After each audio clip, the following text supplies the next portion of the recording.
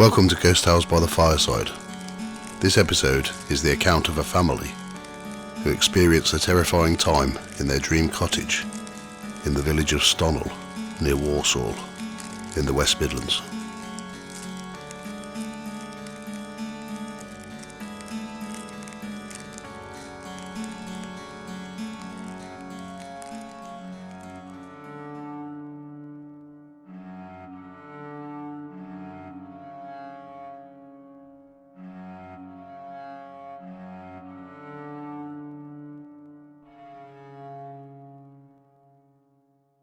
They moved into the house in the summer of 1997, full of hope and high spirits. After years of living on a noisy West Midlands estate, the family had longed for a slower pace of life, somewhere green and peaceful, where their children could grow up in the countryside. The cottage seemed perfect, an 18th century building with sloping ceilings, thick stone walls, and roses trailing over the front door. It sat just outside the heart of the quiet village of Stonnall, the sort of place that looked untouched by time. It felt like a fresh start. The children explored the garden while their parents unpacked boxes, grateful to leave the chaos of city life behind. They weren't superstitious people. When friends joked about haunted cottages and ghostly goings-on, they laughed. "We'll take creaky floorboards over car alarms any day," the father replied.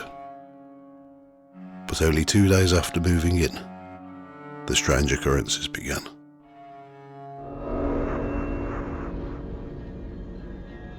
The elder daughter was descending the stairs when something invisible rushed past her.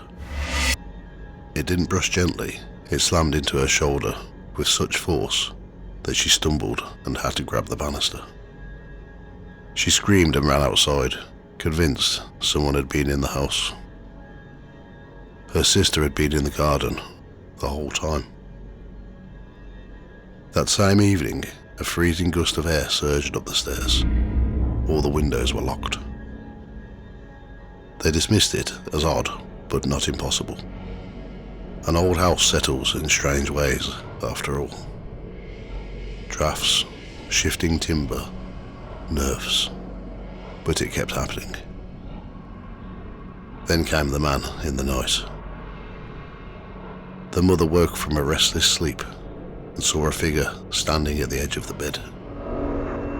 She thought it was her husband until she saw what he was wearing.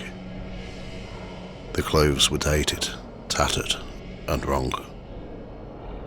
His face looked warped, like an old photo, melting in the rain.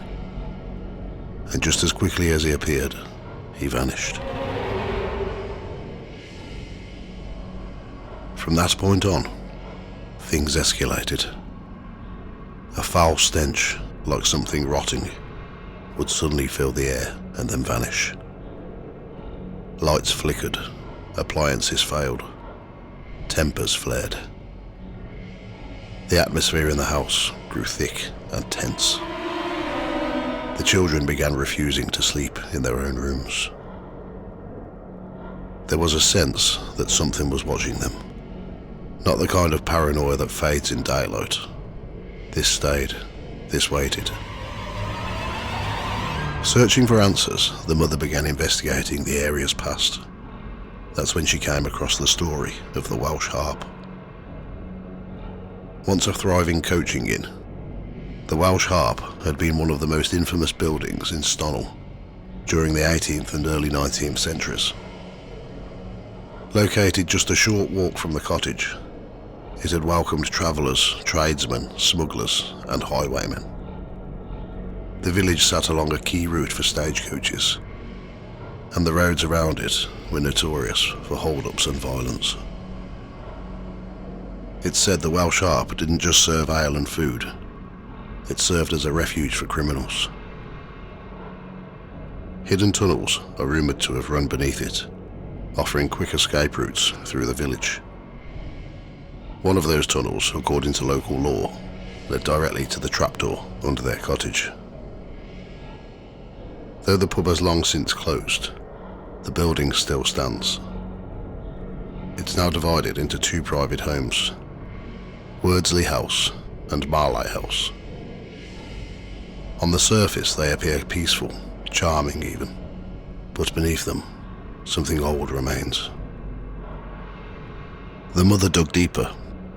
Some claimed executions had taken place nearby, under a gnarled oak known as the Hangman's Tree.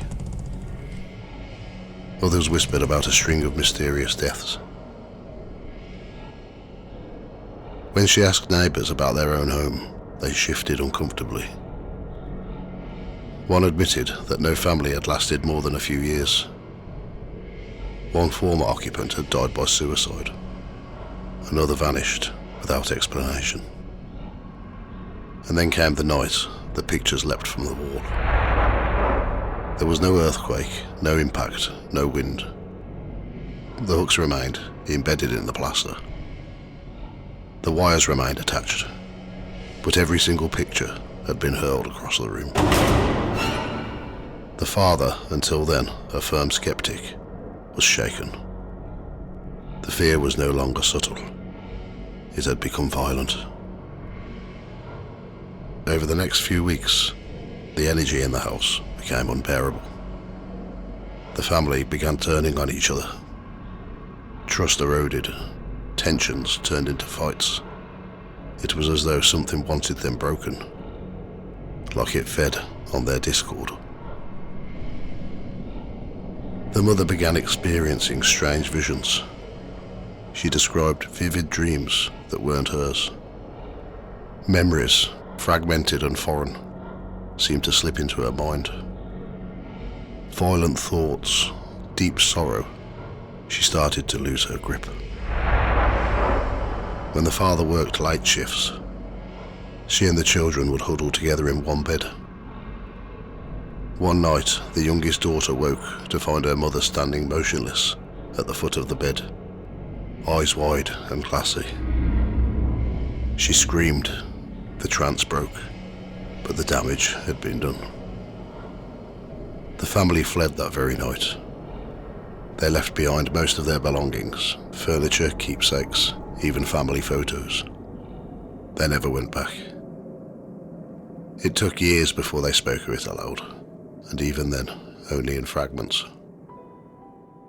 2 years later, they settled in a small Scottish village, far from Stonnall, far from the cottage.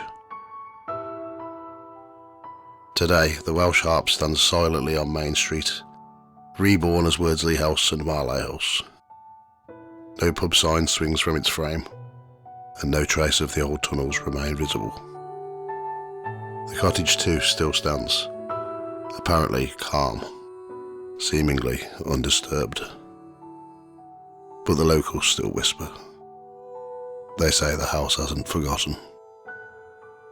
And when the wind blows, just right through the village lanes, it still carries the sound of footsteps from deep beneath the floor.